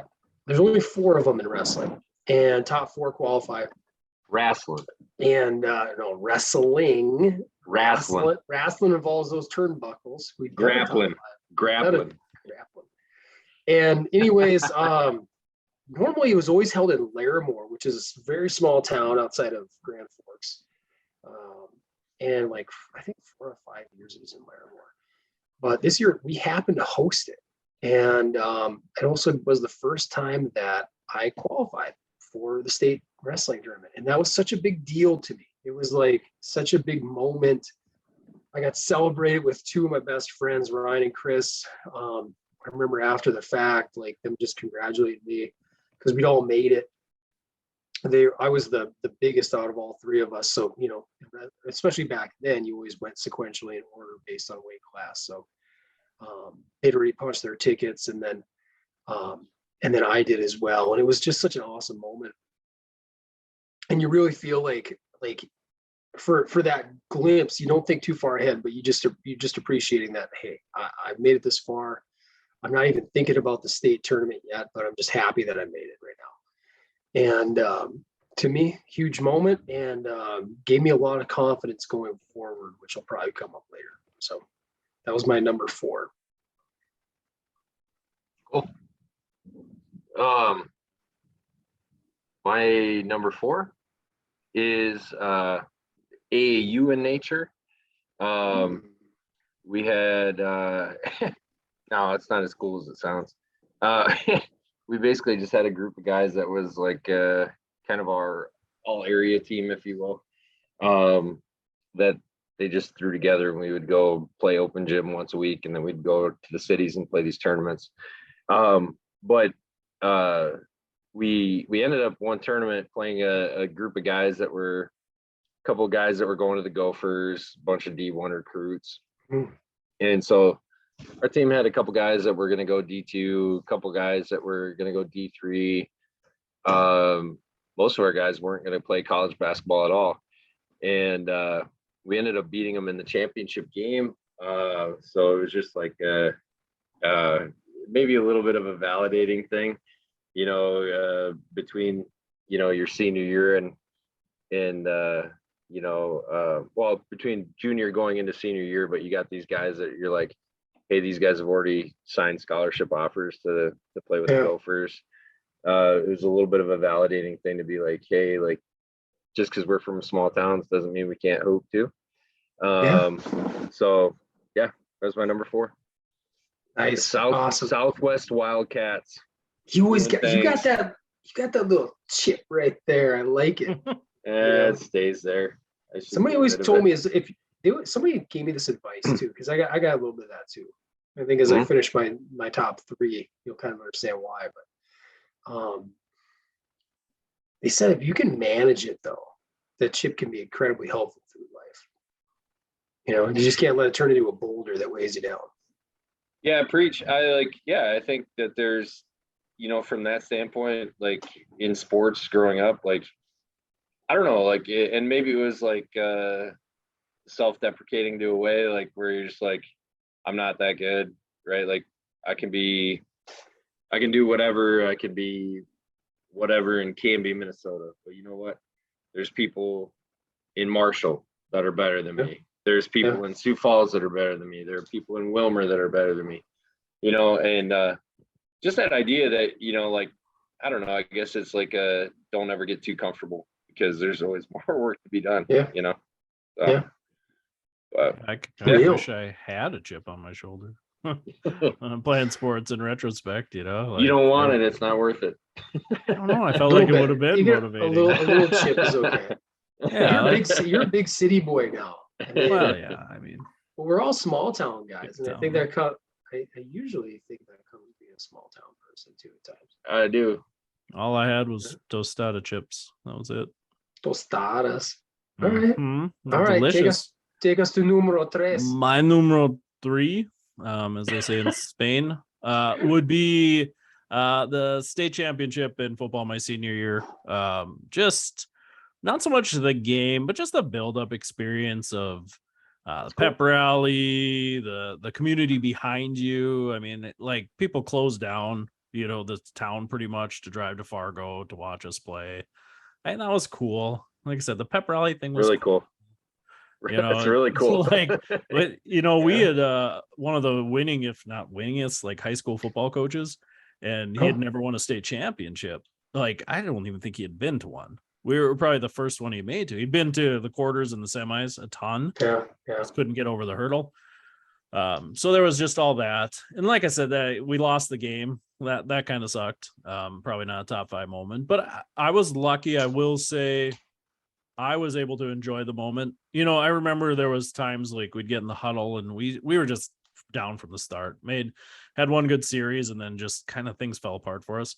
And people in the huddle were fighting, arguing. And I was like, guys, like the game is what it is at this point. Like, look around you. We're at the Fargo Dome. We're playing on the turf. Like, soak it in, man. Like, you're getting, like, this is awesome. I had a smile. The only time I've ever lost by like 20 some points and smiled. Like, it was cool. Yeah. Who'd you lose to? Strasbourg, New Zealand. Strasbourg. Yeah, tons of Germans on there. Bunch of Kiwis. Yeah, I didn't like them. No, yeah, they were a good team. I'm not gonna lie. It was one of those things where they sent us tape, and their tape they sent us 2 games and had completely different offense than they ran in the championship. Tricky little. Yeah, so we were not prepared. Like I said, later in the Shrine game when we went against that same offense, it was like, well, it would have been nice to just have like 3 days to prepare for this thing, because it was just a wing tee. It was just all pulling. Like, you kind of knew where they were going, but we didn't stop us. God, I'm angry for you. Yeah, and they had some, they just had some dude athletes that went on to play like Division I football, which was pretty rare in 9-man. But like I said, it was fun. We had a moment where we broke a long one for like, I don't think it was quite a touchdown, but we got close to the goal line, and I said everything just went bad for us. Got called back for holding. This is like a 50-yard run. Same play, the running back that gets down there blows his ACL out on a holding play that gets called back. And it's just thing. I think our first or second possession, we went to punt. Our snapper snapped it over our long. Was that so? You're playing the Dome. You said, was that still that old AstroTurf? It was terrible. Old turf. It was AstroTurf. You'd hit the ground and like shards of plastic would come up in your face. You know, you had to wear the tape. Yeah. Anywhere you Did had they skin, have? Did because they you just have were rubber blood. fill? Did they have No. rubber fill? No. No. Yeah, it was brutal. Because what year did you graduate? We would have played the game in 2001. Okay. Yeah. This is gonna come up in my list too. Yeah, there was a moment where apparently I must not have been doing my job. I'm not remembering that part very well. I was a lineman, but our quarterback got sacked and he fumbled the ball. And I caught it. And all I saw was green space. I thought it was my moment. I made it about 2 feet and some dude destroyed me. But it hurt. It hurt so bad. I was like, all right, I'm so glad I'm not like a receiver or running back, because that was brutal. That was miserable. Yeah, there was a 2-second period there though where I was like, I'm the fastest man alive. I'm taking this house, One baby. I'm housing this sucker. moment Like, for the star. You were gonna D on it, and it just yeah, there was like I'm not a great football player, but I wasn't terrible. High step. You made an all-star game, man. And it was You made an like all-star game. and there's another terrible moment too where I believe, what was it? We must have punted, and it was right before halftime. We punted and ran down, just gonna lay the returner out, and some dude blindsided me so hard too, right on TV. Like literally lifted me off my feet probably 5 yards. Super embarrassing. That was probably the first time since I was like a freshman that happened to me. Got caught up in the big lights, man. I was not keeping an eye on my six. There was a lot of bad moments in that game, but leading up to it, pretty baller moment. Wow. That's my number 3. Cool. Yeah. If you're listening from Strasbourg, unlike us. Please. Yeah. Please don't follow us anymore. Don't follow. You know, my number 3 is kind of another wrestling moment that kind of unique to my buddies and me, my graduating class. So in wrestling, we had a really big rivalry. Region 2, Hillsborough was in there. Oh, Hillsborough Burroughs. Oh. And they beat us every year for 4 years. 4 years. And it's a 4-bagger in bowling. Yeah, 4-bagger, 4. But my senior year, we wrestled him at our home dual tournament in Carrington and lost. We lost. Came down to me. Ooh. And I'm going against I bumped up to heavyweight to close it out. And they had a pretty solid top 4 or 5 wrestler named Brian Sorum. And I take him down right away, and it's a pretty close match. I think it's like 2-1. And then he shoots in on me late in the match, and I tear my hamstring. And finish the match. We go into overtime. He takes me down again, and I lose, we lose. That's wrestling, right? I go to the hospital. They rule out ACL, but they're like, yeah, you got a pretty bad hamstring tear here. And missed the next 4 weeks. Flash forward past Christmas break. It was kind of an advantageous time to do it because I only missed like 1 tournament duel. Well, guess who we're wrestling first match back? Those damn Burroughs. Those Burroughs in Hillsborough. Oh, God. And it's my first match back. My cardio's not great because with hamstring injury, you guys all know it's very delicate on how hard to push, and you don't want to exacerbate it. So we arrive, and Coach Mark is like, Nick, you're gonna go ahead. We're just gonna wrestle this thing head up, which means we're not gonna bump around. We're not gonna slide guys in. We're just gonna go head to head, weight for weight. And I'm like, all right, I like this, because at 215, I'm like, I've majored and tech followed that guy. I like that. That's a nice return to action. Well, as the duel goes on, it's a little closer than we'd like, maybe. And I noticed they start sliding guys in, and they start bumping my buddies up from 160 up, 170 up. And I'm like, oh, son of a gun. So he pulls me aside, and it's like, I know. How do you feel? We're going to need you at heavyweight. Going to need you to go against Storm. I didn't say no. And I Okay, long coach. story short, Yep. yep. Okay, coach. Couldn't wait. I was going to offer actually. Get my redemption. I beat him, and we win the duel. Nice. And we go down in their locker room celebrating like a bunch of freaking crazy dudes with their hair on fire. And I puked red Gatorade because I was just so out of condition. But that was an amazing memory. I probably the best puke I've ever had in my life. Red Awesome Gatorade's moment. a solid vomit. I've been there before. Yeah. So It's good. Tastes just the Can't same say I coming have- up. that's Fruit my punch. number 3 was a little sweet revenge, individually and team wise. It was pretty awesome. I like that. Did you tear his hamstring? No, I didn't get that far. I didn't get the turkey. Okay. I like that. Jeremy, who'd you kill? What's your number 3? I didn't kill anybody. Above the rim. I was so wrong. Interestingly enough, this is my only tie to North Dakota in our list. Woo! So Let's go. Nodak. What? thank you. You and the Burrows? No. We my senior year in football, we had a balling squad. Went 12-0 through the regular season. Thank you. Yeah, we were just straight up killing people. We like you talk about like wing tee, like we ran a lot of veer, a lot of option, and just like a lot of trickery. Yep. in Gotta have 12 athletes. And you guys were 11 man, right? Yeah, we were. In 12, 13 games. Like I think we ran the ball like 700 times, and I think we passed the ball like less than 60. Yeah. That was the second leading Sounds like receiver. a veer. Second leading receiver on our team. I was going to 12 tell us again the catches, position you play. 12 catches. 12 Wide catches. receiver. You're like, You know I'm what, though? 6'8". Well, I'm glad Dude, we're like, you had running a around good, the corner. your whole season was a good game for Justin Jefferson. Well, we didn't, yeah, right. Like we didn't have we really didn't have a quarterback. Nick Cockman, he actually coaches in Canby now, head coach.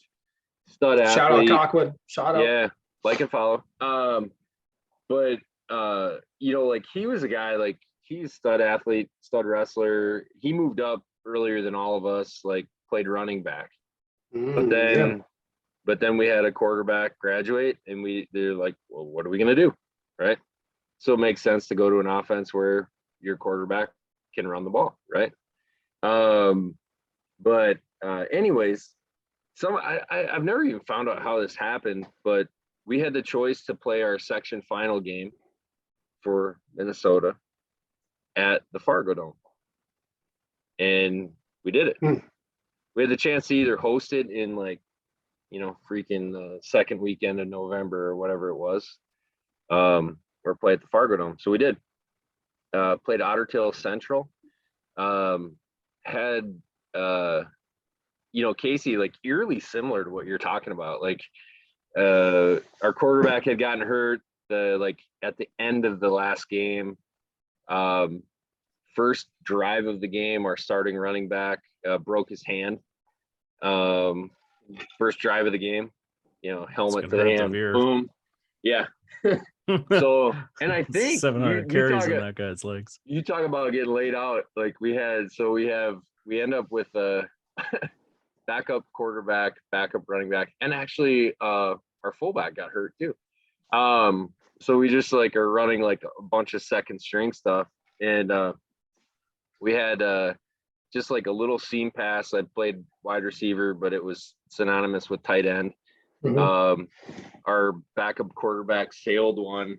So 6'8", and I had to go up and had this linebacker, catch me at the knees and hit that turf from about 4.5 feet.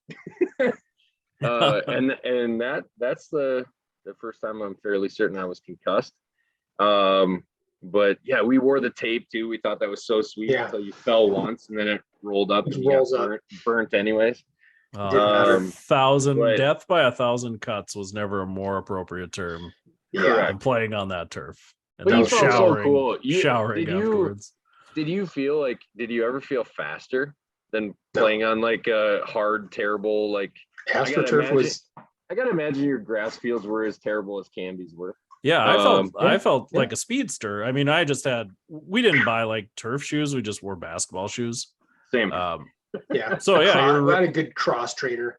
Yeah, so yeah, you felt really fast, but as a lineman, I hated like blocking with basketball shoes on. I mean, yeah, it just felt like you didn't have that same kind of push, but yeah, you felt fast. Like I said, when I got that ball, I was like, "There's no way anybody can catch me." No one's catching me. Well, yeah, we lost that game, and then that was it. Football career was over, but it was a pretty dang cool experience. Everything leading up to it. Town was pretty appreciative of, when you live in a town of 1,400 people, like you said, it's what it is. Big deal. Yeah. Yeah. So that's my number 3. Great number 3. That derp. My numero 2, my junior year of football, quarterfinals. We had a pretty solid team. We lost early on in the year and then ran through. We're undefeated until the last game of the year, lost again. So it put us in kind of a weird spot. We had a 5-way tie for first in our region that year. Really? Which is interesting. 4 teams make it to the playoffs from your region back then. So it was interesting. It came down to like common record. And then once a team was knocked out, then their records didn't count anymore, which was a really weird way to figure it out. So the team we lost to the last game of the year, which was just totally on fire. This team was great. They ended up having the worst win-loss ratio. So they got knocked out. Well, that was our one loss. So then we ended up being first. So we got to bye the first round, and then we played Central Valley next game. Pretty handily beat them, and then we had to go up to AEEMO for the quarterfinals. And I'll probably slaughter all this information. So if you want to correct me, go ahead. Anybody that's listening, but I believe they were like second in the state. Them and Central Valley had gone back and forth in the top of the top 5, and they played. Remember those days? Yes. Yep, AMO ended up beating them, and that's why they were like second. So we had to go up there and like our town. Where did AEMO host? Like, which town was that? Was it Michigan? I think it was. I'm not 100% sure if it was in. Because there's a Michigan, North Dakota, Jeremy. Yeah, it's true. How far is that from Green Bay? I don't know. I don't know if it was in Adams or Edmore. Adams or Edmore, yeah. Our whole town, again, we talk about community. That was the cool thing about playing small town sports. They rented these party buses. Yeah. And so people from our hometown got on these party buses, and it was probably a 2-hour, hour and a half drive, maybe. Yeah. So like our whole town drank for an hour and a half, 2 hours before this game, surrounded the field. It's the first time I was at a high school game where the entire field was surrounded with people standing, like multiple deep.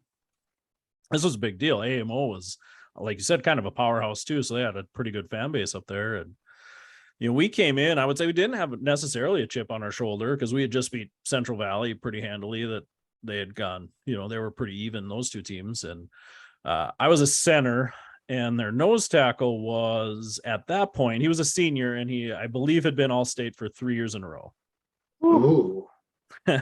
And I was like, oh, well, this guy's maybe better than my normal competition. And their middle linebacker, I think, had been All-State 2 years in a row, and he was a senior. So these guys, the nose tackle ended up being a 4-time All-State nose tackle. I had never been so beaten and outclassed in my life when I played this game. I mean, the first couple series, this guy stood me straight up and he pushed me whatever way he wanted to. And we knew these guys were going to be good going in. So like during the week, we had kind of practiced a lot of cross blocks and pulls and traps. And my other linemen, God bless their souls if they're watching, they weren't great at like following through with that stuff unless I told them to. Mm-hmm. So it was a lot of like, okay, I just kind of went straight up on this guy. And I remember coming to the sidelines and coach chewing us out because we're just not making any progress on these guys. Like, what's going on there? This guy's killing you. I said, if I'm gonna be honest, coach, like I can't block this guy. I don't know what to tell you. Like I'm trying everything I can. I've tried cutting him. He jumps over me. I'm trying to hold him. dude's killing me. Like, I'm a great cheater. That's not working. Trying. So I'm like, I just said, I don't know what we can do. And of course, 9-man, like you have to run the play in then. If the coach wants to chew your ass out, then you have to bring the play back in. So he looks at me and it was like 3rd down and pretty far. He looks at me and he goes, quarterback draw, or maybe it was a halfback draw, which for most of you that play center, that's like the one play where you really got to hold the guy for a little bit because the play is, you got to kind of let him by you. But at the same time, if you don't touch him, he's going to blow this play up for like an 8-yard loss. Yeah. I got to say, it's probably the one play in that game I blocked that dude. And we ran like a halfback draw for a touchdown. It was crazy. Like that team was so dependent on him dominating the middle that they didn't really protect it ever. So once we got past him, that was a wide open touchdown. And the game was amazing. 9-man where it's wide open, right? I mean, you get past that second level, it's gone. Yep. And our halfback is he was a speedster. He was a track dude, played college track, super fast guy, great guy. And anyways, we ended up winning that game 27-26. It was a hell of a game. Whoa, that is a hell of a game. We won by an extra point. Shout out to Kyle Olson. We were like the only 9-man team that kicked extra points. Yeah. And we won by, when we scored there at the end, and it's like 26-26, and the coach is like, kick that extra point, son. A lot of pressure. He made it at that point. Yeah, I believe he made it to go ahead. That's clutch, baby. Serves me correctly. Yeah, we fumbled in the end zone near the end to give them a touchdown. Like, it was a wild game, and just felt amazing to win that game. Because I know what you mean about kicking in North Dakota. Like we used to always do like we got a day in the dome against a regional opponent every year, and we lost to Lemoore my senior year, like right in the middle of the season. And we lined up, we lost by like 2, and we lined up for like a 23-yard field goal. And I don't think any of us had, and this is indoors in the dome. And none of us were like, why are we kicking? Like, this is like never going to go. And God bless Brian's soul, our kicker, it shakes it like terribly. It's like, I think it was short and wide. It's like from 23. We lose. We were like, of course, because of course we would. We were old school, so our kicker kicked straight on, and he had one of those like flat-toed metal shoes. Oh, yeah, you guys ever saw those? Yeah, that dude had a boot though. His senior year, he ended up kicking like the first field goal in the Shrine game ever. And he was an all-state kicker, so you don't see many of those in 9-man football either. Well, that's exciting. Nice, that was a fun game. Exciting game. I was not, the way we were building it up, I was not expecting you guys were going to win that game. No, I wouldn't have either, because that dude had probably 50 tackles, if I'm going to be honest. It was unbelievable. I've just never saw a guy since. And I went against a couple nose tackles that played Division I football. This dude was just another level. I mean, I couldn't imagine. Well, that's awesome. Yeah, that's my numero 2. My number 2 goes to my senior year. And the footnote to this, so I just mentioned the Lemoore game, middle of the season. We beat Lemoore in the state semifinals. We had to go to Lemoore, and we got some sweet revenge that set us up for my true number 2, which was playing for the state championship in the Fargo Dome as a senior. Pretty big moment. Like everything you're saying, Casey, as you were laying it out, was like so true. Because character, we made it. We qualified and won it in '88, but this was now '99, and we had not been there since then. And we had a pretty damn talented team in fall of '94 that included a whole bunch of all-state guys. They went undefeated, led by Jim Kleinsaucer, and they got upset by Grafton. So this was just a cool moment.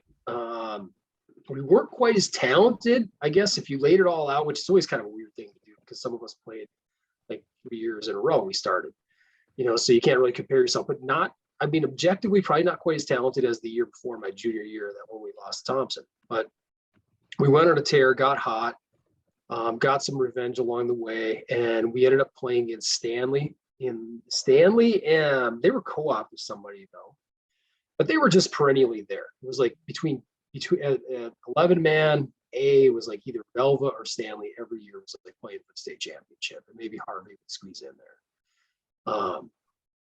So there was a lot of just happy to be there vibes. And I remember the first half, we go into halftime and the TV timeouts were crazy. I think, I don't know if you experienced that, but it was just weird, just being in the middle of a drive. Flow. Yeah. And then having to be like, oh, hold on, we're going to cut to commercial. Just kind of weird that way. But we go to halftime at 6-6, because again, nobody's kicking field goals, nobody's kicking extra points. And then I remember our offensive line coach Hochul was just like yelling at us. He's pumped. He's excited. He's like, state championship, we're tied up at halftime. This is amazing. This is like what you play for, right? And we were like barely hanging on because these guys are better than us. And in our like just about everywhere, we run our big plays, the trap, the fullback trap. And my buddy Ryan's had been he's all-state fullback, all-state tailback, just amazing. And they're shutting him down. They're shutting down our trap. I'm getting killed about 30%, 40% of the time by Blair Heineck, who was supposed to go to Notre Dame. He ended up going to UND. Very similar. And schools. Just feeling like, yeah, man, we're doing everything we can. Well, then we go on the third quarter, and it's actually 12-12, and we're driving with the ball. And we drop back to pass, because again, we rarely pass, but we caught him off guard. And my That's why buddy you save that Tyler in your back pocket. My buddy Tyler streaks downfield. He's wide open, catches it, streaks toward the end zone. Doesn't make it quite in because at the 2-yard line, it gets punched out by their safety and results, instead of a touchdown, which would have given us we were up 12-6. It would have given us an 18-6 lead, which would be pretty huge, right? Especially at that level. Instead, it's a touchback. The very next play, they busted 80 yards. They bust their own trap like 80 yards, touchdown, and it's just all over. I think the final score is 36-12. We didn't score again. They piled it on. But just an awesome moment. Everything you guys said about the turf was 100% right. That was the same turf we played on, and you couldn't shower comfortably for a good 2 weeks afterwards. No. It was just brutal. But wouldn't change any of it. It was a lot of fun, and obviously I'd change if we won. That would have been pretty fun. But probably would have been better. Yeah. But everything else, and ironically, you mentioned Central Valley Buxton. You're 100% right. They were a powerhouse in 9-man. They actually won the title that morning. We shared the locker room with them. Yep. So when we got there, they'd already had half of that locker room. So we got half, they got half, and as we were kind of warming up, they're just celebrating. We were like, yeah, maybe it's some good juju. Maybe this locker room's the good juju or whatever. Yeah. Yeah, Central Valley, man, that co-op schools, we weren't used to that. They had like form-fitting uniforms. Their field was beautiful. That was Sugar Beet country. Yeah, Buxton, yeah.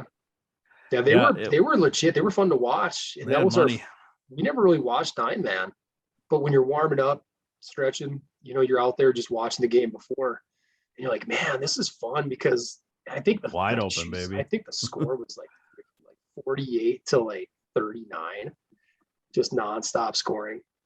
Oh yeah, all big runs. Yep. Get to the outside and run. That was like the mantra, I think. Like I said, a lot of green. So that's my number 2. All right. My number 2, this happened a long time ago, so I can't remember if it was 8th or 9th grade. But I'm counting it because our whole high school was 7 through 12. So take that. I'll count it. This is a baseball memory. Yeah. For I was a tall guy, so you guys want to guess where I played? What position? Pitcher. Were you the big unit? Come on. They tried to make me a pitcher. Jeremy Big Unit Van Klompenberg. Where do all the tall guys play? Pitcher. No. First base. First base. Yeah. Come on. Right. You don't get a chance to do anything else. You're gonna be in first base. I'm not a baseball guy. Yeah, apparently. I was just thinking of CC Sabathia and Randy Johnson. Is CC that tall? I think CC's big. I think he's like 6'4", 6'5". Yeah, I think he's a big cat. He's just big. But anyway, No, we were playing the old Dawson Boy Blackjacks. Is my birthday. We were playing on the fields at the Votech in Canby. And I hit a walk-off grand slam. And you talk about youth sports. Is my birthday, and to end on that, and they got me the ball, and I still have it at my mom's house, well, in my dad's house. But it's in my little like treasure chest of Jeremy-ness. Everyone signed the ball. So I really should have it in my house right now. Like, it should be my most prized possession. But man, Put on good the mobile memory. above the crib. Great memory. I mean, like, just like when sports were all fun, like you thought it was a big deal. It was a big deal at the time, but yeah, it's my number 2 memory of high school. Oh, that's such a nice memory. That's pretty Thank you. cool. I feel like mine are all cool. very self-centered. Oh, I got to hit it, and I got the ball. I mean, it's pretty selfish, but that's why we call it. That's why we call it Glory Day. We're just Glory got Day. the joys. Yep. All right, let's hear these number ones. Yeah, now, my fellas. number One. would probably be like the game I would say is probably my least self-centered game. I don't have a huge singular moment into it, but it was just probably the biggest moment for me. My senior year, the semifinals game, before we made it to the championship. So spoiler alert, you know how this story ends. We end up winning, but the setup was pretty cool. So when I was a junior, I said we lost in the last game of the regular season. The team got dipped out just because they were on fire, but that's just how it works sometimes. Well, we played that same team the last game of the regular season my senior year. We were undefeated. We were ranked in state, and we won that game, I think 14-8 or something like that. Just barely snuck by these guys. And it was like, oh, man. And they weren't, I don't think they were ranked in state at that point. But like I said, we had a really good region. We were ranked maybe 1 or 2 in state, and Wells County was ranked somewhere in the top 5. Well, Wells County and Roulette ended up playing in the quarterfinals. We played Central Valley, I believe, which would be like 52-14 or something like that. So we were just on this roll. We were riding high, rolling in. Roulette beats Wells County, which was kind of a shocker, and roll in. Boy, Roulette brought their A game to the semifinal game. Holy moly. I want to say it was like 21-7 at halftime. They were beating us. No. And the year before, we lost in the semifinals game with like touchdown scored in under 2 minutes is how we lost. We had the lead. All we had to do was run out the clock. Our running back, instead of stepping out of bounds, tried to gain a few yards and fumbled. Gave the other team the ball back, and they drove down the field and scored with like 1:40 left. Bet he feels great. Yeah, he's like your buddy. Still living it up. Yeah. So here we are at halftime. It's like, man, this is like, you can just let this thing steamroll you and just relive last year, or like it's time to like step up. I remember at halftime our coach was, like, what the hell's going on? What are you guys doing? And the team was kind of defeated. They were like, I don't know. Like, we just get every play. It feels like, I remember our corner was like, I feel like 8 guys are blocking me every time they run the ball. But we stepped up, man. I think we shut them out in the second half. I think it was like 23-21. We ended up winning, like, to go to the championship game. And you know how that feeling goes when you punch your ticket. I mean, that was so cool. Yep. Everybody, this was in Maddock.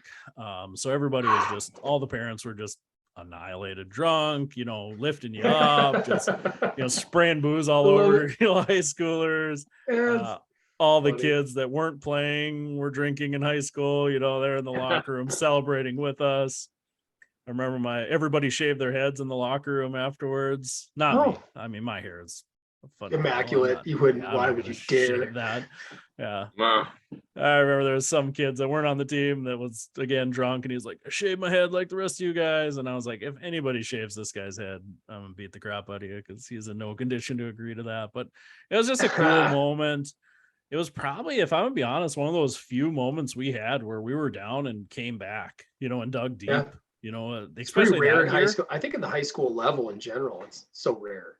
So, in man, my senior year, I would say we were probably beating teams on average by about 3 touchdowns. I mean, we were just dominant.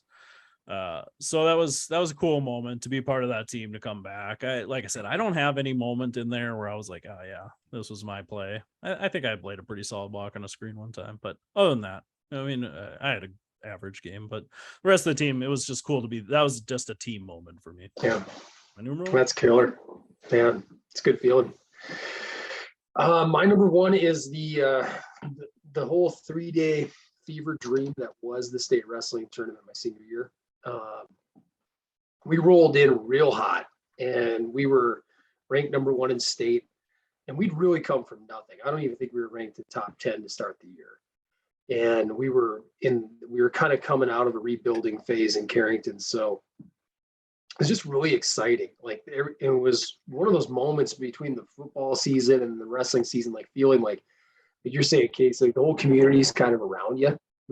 We used to get called to the front office every day to like get a new gift.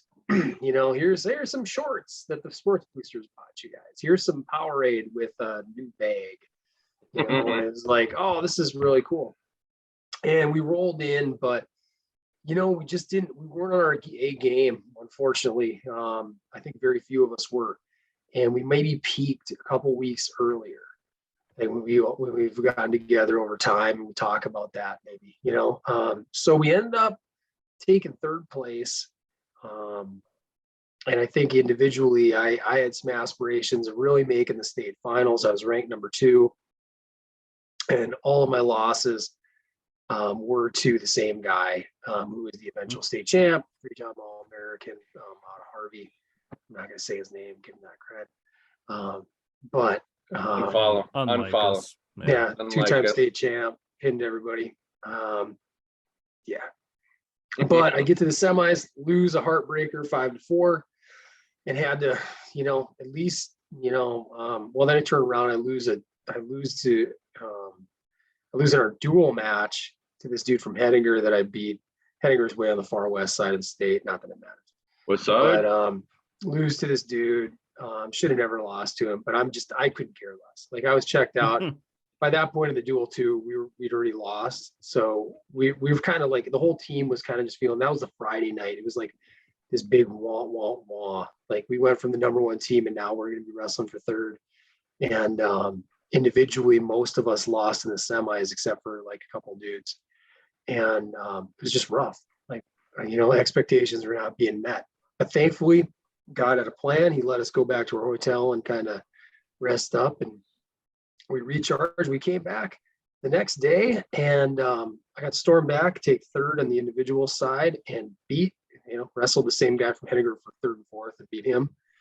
And then guess who we wrestled for team in 3rd and 4th? None of those Burrows. Hillsboro. Those Burrows. It's like you can't map Damn this Burrows. shit out, right? You like you make it all the way to Burrows are state, back. you make it to the final duel, and who do you got to wrestle? Same damn team for your region, right? Yeah, Those that you're just Burrows. sick of.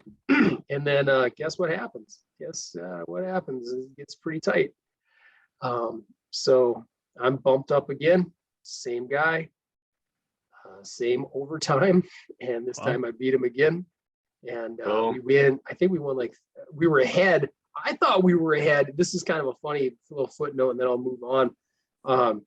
I remember they have a PA system, and this was back when they used to host in Minot, which is a shithole, right? I thought we were up by 4. I thought we were, like, in my mind, I thought the score was like 30, was already like 37 to like 33 or something like that. And as we go to overtime, and that's just me just checking out, just not being as focused or something like that. I should have been in there. But before we go into overtime, I hear the PA guy be like, "Oh, we're the only match left. Everybody else is done for the session. They're booting everybody out before the finals." And they're like, "It's down to overtime for the 3rd place match." And it's like, it's a 1-point duel. And I look over and my heart just like sinks, because I'm thinking in my head, hey, as long as I don't get pinned, like, we can still win this thing. And you were trying to do the bare minimum? Yeah, I was. I was like, Come on, man. I I'm wanted to gonna win. spin on the floor like a top for a minute. Just don't want to. I just don't want to get I pinned. wanted to beat him, but at the same time, it's like less pressure, right? If you think, hey, as long as I don't get stuck, I got you. I got you. we're gonna pull out this team win, And thankfully, it ends up going my way, and take him down in overtime. We win the duel, and it was just a fun way to go out because that going from like being really really down the dumps that Friday night, it's just a roller coaster, and you learn like, man, you got to learn some perseverance because you rest. I think I had 7 or 8 matches over those 3 days, and it's a lot of up and down, and they're going to get progressively harder if you keep winning, right? I mean, that's the way it should go, and got to go out like my final day and be kind of like undefeated that day and get a couple forms of revenge. It was a nice way to go. So it's really hard to top, and it's one of those few things that I'll still like remember very vividly. A lot of the other stuff's very blurry, but this one's pretty vivid. So that's my number one, state wrestling championships in Minot, North Wrestling. Good wrestle. Good wrestle. Oh, that's good. Those damn burrows. Just anytime you think you're in the clear, they pop their head up. Boom, burrow. That happens to our youth tournament or youth wrestling team too, because we're like pretty big rivals here with Minneota. And there's been like 3 times where we'll drive all the way to state. Like we'll make the state tournament right in Rochester, and lots of teams make it, and you're grinding, through all these days. And at some point, it's been like a bunch of years where the final day we end up having to wrestle Minneota. We're like, what? Like you drive like 3.5 hours to come here. All these other teams are here, and yet this is who we're going to wrestle. Shit. Get him with the chair. My number one. Gosh, I was just trying to produce this, and maybe I'm dreaming that it happened. But it's my truth. I thought there would have been some web footprint of it, but back in, it would have been 2002, my junior year of basketball. We had a solid team. We were a really good team, and we ran into the Southwest Minnesota Christian Eagles. Oh yeah, they're solid. They have always been solid, right? And then like there was always that like, they recruit and they pull kids from Sioux Falls or whatever. They were good. And they were on their way to their 4th state title in a row. Spoiler alert, we lost. Don't spoiler alert it, Jeremy. No, it's section finals. Like the way I recall it, a lot of our team had packed it in before we even played them. Hey, good season. We made it here. We're not beating these dudes. I mentioned I have a small chip on my shoulder earlier, and honestly, to this day, I think that game is the only reason I got recruited by Southwest State. So yeah, this is like really testing my memory banks because I don't think about this often, but I think it was Jeff Scop or Scoop. I can't remember how they pronounced it. Big man. I mean, he was a stud. I think he went and played at in Sioux Falls. I think he went and played at USF, if I'm not mistaken. But he was a stud. I think out of their starting 5, I think like 4 of the 5 went and played college basketball at some level, which for Class A basketball is like pretty dang solid. But yeah, I had a pretty sweet game that game. Like I think, I don't know, it was like 20-10, somewhere in there, 22-12, 22-11. Had a couple dunks, had a dunk over a guy. Awesome. Yeah, no, it was cool. Someone say about this in a long time. Some would. But like it was more about the whole like scenario too, right? Like, the SMSU gym at the time, the RA facility, I don't know what it seats. I don't know, 4,000 people, maybe 4 or 5,000 people. But two tiny towns, like where you're like, most of our town is here right now. It's just a really, really cool environment. Yeah, to have a performance on that stage where you're like, nah, man, I'm not gonna cash it in already and go play my game and let the chips fall where they may. And like I said, we lost, but yeah, probably one of the better moments or memories from my high school career. So, man, all of us going down losers. You know what though? It's like, I don't know. That's like an important piece of it though too. Like, not that you have to be like, oh, you can't win, right?